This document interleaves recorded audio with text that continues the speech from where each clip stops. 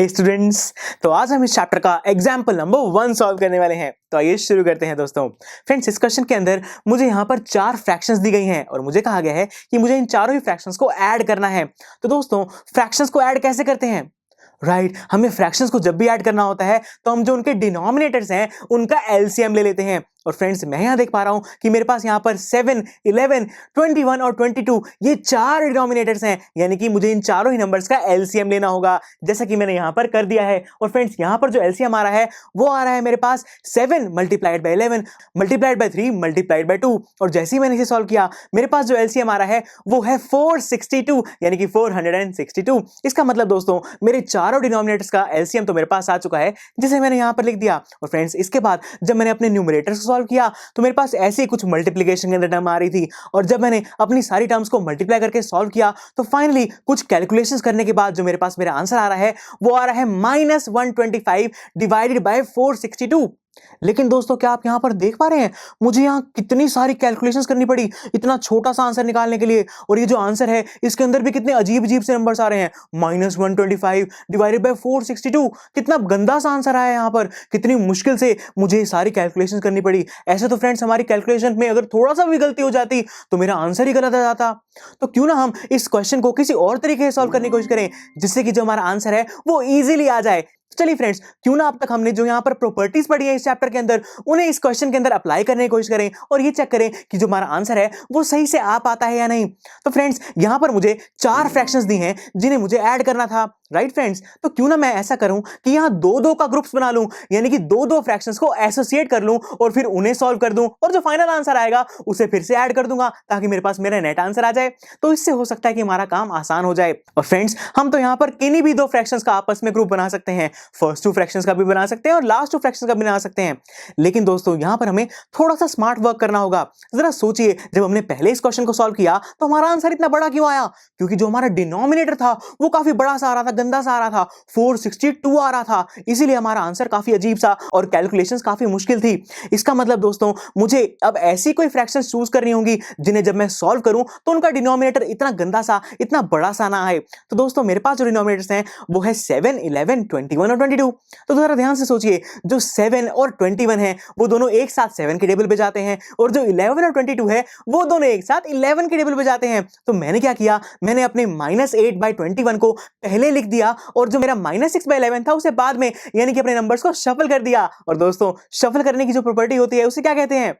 Right, वो होती है हमारी कॉम्यूटेटिव प्रॉपर्टी। हम बहुत अच्छे से जानते हैं कि एडिशन के अंदर तो हमारे सभी नंबर्स कॉम्यूटेटिव होते ही हैं, यानी कि मैं इसे इस तरीके से लिख सकता हूं। तो चलिए दोस्तों, अब मैं क्या करता हूं, मैं अपनी फर्स्ट 2 फ्रैक्शंस का एक ग्रुप बना देता हूं और लास्ट 2 फ्रैक्शंस का भी एक ग्रुप बना देता हूं, यानी कि उन्हें एसोसिएट कर देता हूं।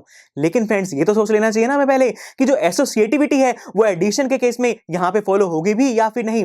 तो दोस्तों, हम तो बहुत अच्छे जानते हैं कि जो हमारी एसोसिएटिविटी है सभी नंबर्स एडिशन के केस में उसे फॉलो करते हैं, यानी कि मैं यहां पर अपने फर्स्ट 2 फ्रैक्शंस का और लास्ट 2 फ्रैक्शंस का एक ग्रुप बना सकता हूं कुछ इस तरीके से। तो आइए, अब मैं इन दोनों ही ब्रैकेट्स को अलग-अलग सॉल्व करता हूं और जो इनके आंसर आएंगे उन्हें फिर से ऐड करके अपना फाइनल आंसर निकाल लूंगा। सो फ्रेंड्स, जो मेरी फर्स्ट ब्रैकेट है उसके अंदर है 3/7 प्लस -8/21, यानी कि अब मुझे क्या करना होगा? बिल्कुल सही, यहां पर क्योंकि 2 फ्रैक्शंस एडिशन के अंदर हैं तो मुझे फिर से इनके डिनोमिनेटर्स का एलसीएम लेना होगा। और फ्रेंड्स, जैसे ही मैंने 7 और 21 का एलसीएम लिया तो वो मेरे पास आ रहा है 21। देखा दोस्तों, मेरा पहला ही एलसीएम कितना इजी, कितना छोटा सा नंबर आया है, सिर्फ 21 ही आया है। अब दोस्तों जरा सोचिए, मेरे पास डिनोमिनेटर आ चुका है 21, तो मेरे पास जो पहली फ्रैक्शन थी यानी कि 3/7 थी उसका डिनोमिनेटर 7 था। तो 7 को 21 बनाने के लिए मुझे क्या करना होगा? राइट, 7 को 21 बनाने के लिए मुझे उसे 3 से मल्टीप्लाई करना होगा। इसलिए मैंने जो न्यूमरेटर था इस फ्रैक्शन का उसे भी 3 से मल्टीप्लाई कर दिया, यानी कि अब जो मेरे पास आ रहा है वो है 3 × 3। उसके बाद है प्लस का साइन। उसके बाद दोस्तों, जो सेकंड फ्रैक्शन है वो है -8/21। अब जो 21 है वो ऑलरेडी मेरे पास डिनोमिनेटर में है ही है, यानी कि अब मुझे इस -8 को सिर्फ 1 से ही मल्टीप्लाई करना होगा, क्योंकि मुझे इसके अंदर कोई भी चेंज करने की जरूरत नहीं है। तो मेरे पास आ गया 1 × -8। तो ये मेरी फर्स्ट ब्रैकेट तो सॉल्व हो गई। चलिए बढ़ते हैं अपनी सेकंड ब्रैकेट की तरफ, जिसके अंदर मुझे सॉल्व करना है -6/11 प्लस 5/22, यानी कि दोस्तों अब मेरे पास जो डिनोमिनेटर्स हैं वो है 11 और 22, और जैसे ही मैंने इनका एलसीएम लिया तो मेरे पास आ रहा है 22। देखा, फिर से कितना इजी सा एलसीएम आया है मेरे पास। तो फ्रेंड्स, मेरे पास जो पहला डिनोमिनेटर है वो है 11, और 11 को 22 बनाने के लिए मुझे क्या करना है?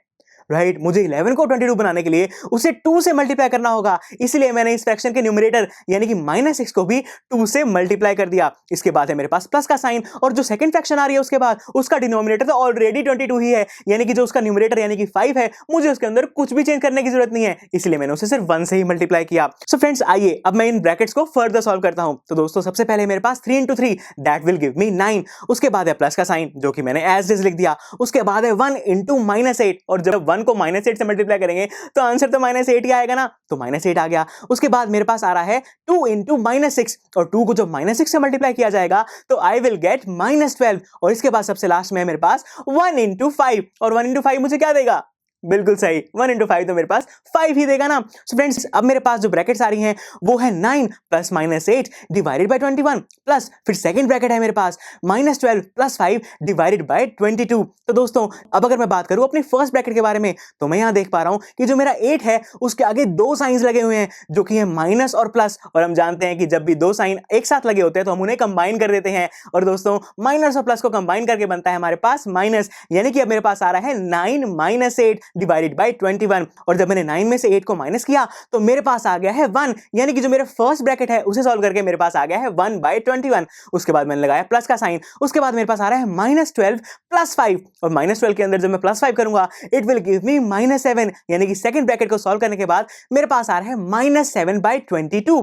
अब दोस्तों मेरे पास सिर्फ 2 बहुत ही छोटी छोटी फ्रैक्शंस आ चुकी हैं, जैसा कि आप यहां पर देख ही सकते हैं। सो देखा आपने स्टूडेंट्स, अब तक हमने जब अपनी कॉम्यूटेटिविटी और एसोसिएटिविटी को अप्लाई किया तो हमारी फ्रैक्शंस कितनी इजी और हमारी कैलकुलेशंस भी कितनी आसान हो गई थी। चलिए फ्रेंड्स, अब हम इन लास्ट 2 फ्रैक्शंस को भी ऐड करके अपना फाइनल आंसर निकाल लेते हैं। सो फ्रेंड्स, बिल्कुल पहले की तरह मुझे यहां पर 21 और 22 का एलसीएम लेना होगा, और ऐसा करते ही मेरे पास जो आंसर आ रहा है वो है 462।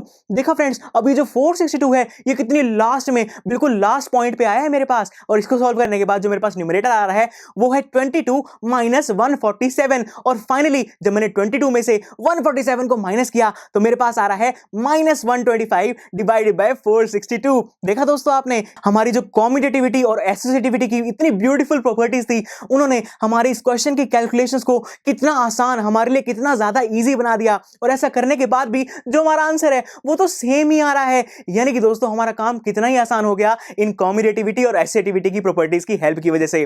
सो फ्रेंड्स, इसी के साथ हमने अपने फर्स्ट एग्जांपल को सॉल्व कर लिया, और ये भी देख लिया कि जो हमारी कॉम्यूटेटिविटी और एसोसिएटिविटी की प्रॉपर्टीज हैं वो कितनी ही ज्यादा हेल्पफुल हो सकती हैं हमारे लिए। तो चलिए फिर नेक्स्ट लेक्चर में भी ऐसे ही एक और एग्जांपल के साथ डील करते हैं और यूज करते हैं अपनी इन्हीं ब्यूटीफुल प्रॉपर्टीज को। तो चलिए फिर मिलते हैं आपसे नेक्स्ट लेक्चर में।